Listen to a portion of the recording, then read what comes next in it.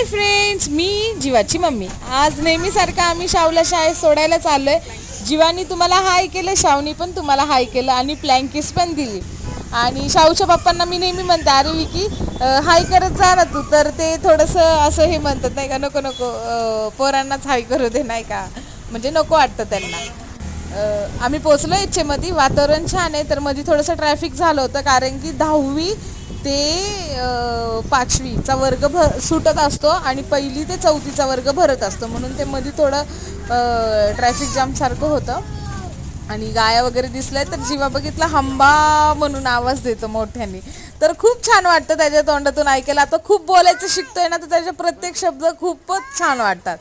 तर शावनी बाय केलं जीवाला, जीवानी पण त्याच्या दादाला बाय केलं.